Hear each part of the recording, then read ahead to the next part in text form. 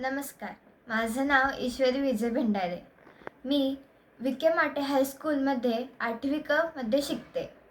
माझ्या आईने छोटासा लेख लिहिलाय. तिने कुटुंबाबद्दल थोड्याशा भावना व्यक्त केल्या. चला तर बघूयात. 13 ऑक्टोबर 2011. 13 ऑक्टोबर 2011 माझ्या आयुष्याला मिळालेली सुखद कलाटणी. भंडारे परिवारात एकरूप होण्याचा दिवस. लग्न म्हणजे मुलीसाठी खूप मोठी गोष्ट असते. पण म्हणतात की मुलीला चांगलं सासर किंवा चांगला जोडीदार मिळाला की तिच्या आयुष्याचं सोनं होतं. आणि या उलट जर चांगलं नाही मिळालं तर जिवंतपणी नरक यातना भोगण्यासारखं असतं. सासर चांगलं मिळालं की आईवडिलांची चिंता मिटते. आणि माझ्या आईवडिलांची चिंता, भावांची चिंता मिटली ती या भंडारे परिवाराने. या कुटुंबात मला मिळाली सासू सासरे, दीर नणंद आणि नवरा अशी नाती. ही सगळी नाती फक्त लग्न झाल्यामुळे बदललेली नाती होती. सासू आईच्या रूपात, सासरे वडिलांच्या रूपात, तर दीर भावांच्या आणि नव्याने मिळालेल्या मित्राच्या रूपात, आणि नणंद मोठ्या बहिणीच्या रूपात मला लाभले. नवऱ्याबद्दल शेवटी बोलेन. सासू या शब्दाला अपवाद असणाऱ्या माझ्या सासूबाई, खरं तर त्यांना सासू हा शब्द लागूच पडत नाही. शिस्त लावत, आयुष्याचे चांगले वाईट धडे शिकवत, कठोर बनवून खंबीर बनवत माया कशी करावी ती आईंकडून शिकावं. घरात आलेल्या नव्या नवरीला, मुलीला आपल्या घरातील रीतभात, संस्कार शिकवत जीव कसा लावायचा हे त्यांना उत्तम प्रकारे जमतं. त्यांच्यामध्ये मला एक खंबीर, कणखर, जबाबदार, धोरणी, त्याचबरोबर तितकाच मायाळू व प्रेमळ वाटतात. आयुष्याच्या प्रत्येक वळणावर त्यांनी मला खंबीरपणे साथ दिली. ज्यावेळी मी स्वतः आई होण्याच्या उंबरठ्यावर होते तेव्हा सुद्धा सासू नसून आईची भूमिका त्यांनी पार पाडली. आयुष्यातले प्रत्येक प्रकारचे उन्हाळे पावसाळे पाहिलेल्या माझ्या आईंनी मला प्रत्येक प्रसंगातील अनुभवामुळे खंबीर बनवलं. याउलट माझे सासरे एकदम शांत स्वभावाचे, पाहताक्षणी शांत आहेत हे ओळखून येणारं व्यक्तिमत्व आणि एकदम साधा भोळा स्वभाव. वडिलांच्या रूपात सासरे मिळाले. वडील माझे कडक शिस्तीचे, पण सासऱ्यांना माझ्या शिस्तीपेक्षा जीव लावणे किंवा लाड करणे हा त्यांचा स्वभाव. रागावणं जसं काही त्यांना माहीतच नव्हतं. मोठ्या आवाजात सुद्धा कधी ते माझ्याशी बोलले नाहीत. जरी कधी राग आलाच तरी ते शांत बसतील, पण रागवणार नाहीत. ही झाली कुटुंबातील वरिष्ठांची गोष्ट. आता नेक्स्ट मेंबर. दीर. त्यांना घरी सगळे भैया म्हणायचे, त्यामुळे मीही त्यांना भैया म्हणायला लागले.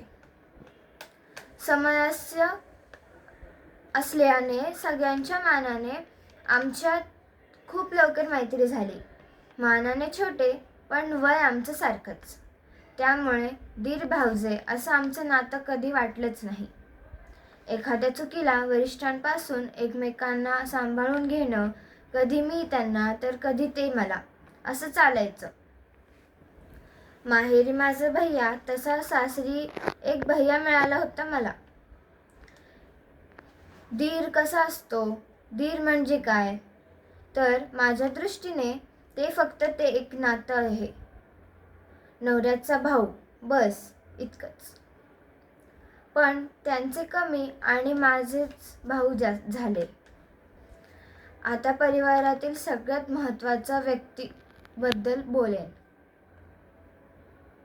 ती व्यक्ती म्हणजे सासरी. एकंदरीत सगळ्या मुलींच्या टेन्शनचा विषय तो म्हणजे नणंद.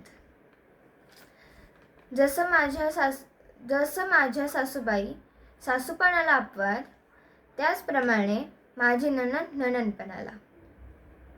सौंदर्याने परिपूर्ण असणाऱ्या माझ्या नणंदबाई पाहता क्षणी शिष्ट वाटणाऱ्या, पण तशा नसणाऱ्या त्यांना मी ताई म्हणते.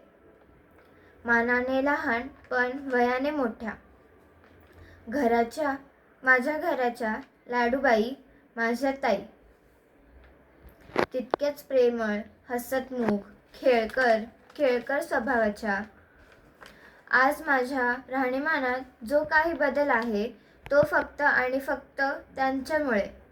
लग्न झालं तेव्हापासून आत्तापर्यंतचा प्रवास ज्यांनी मला आधी पाहिलं आहे त्यांनाच तो बदल जाणू शकतो. एका मैत्रिणीप्रमाणे त्यांनी मला वैवाहिक जीवनात मार्गदर्शन केलं आणि आजही करतात. समाजात वावरताना आपण कसं दिसलं पाहिजे हे त्यांनी मला शिकवलं. वैवाहिक जीवनात येणाऱ्या अडचणी हसत हसत कशा झेलायच्या हे मी त्यांच्याकडून शिकले. मग ते प्रॉब्लेम कसे का असेना, वैयक्तिक नवरा बायकोमधील मतभेद असोत किंवा मुलांना वाढवताना येणाऱ्या अडचणीत असो, सगळ्या प्रसंगी खंबीरपणे उभी असलेली व्यक्ती म्हणजे माझ्या ताई. सौंदर्याचा किंचित पण अभिमान गर्व नसणाऱ्या ताई. प्रत्येक कठीण प्रसंगी हाताळण्याची ताकद त्यांच्यात आहे. वेळोवेळी गरज पडेल तेथे त्यांचं मार्गदर्शन मला मिळत गेलं. आता वळते अशा व्यक्तीकडे ज्यामुळे मला ही सगळी बहुमूल्य माणसं मिळाली. तो म्हणजे माझा नवरा विजय.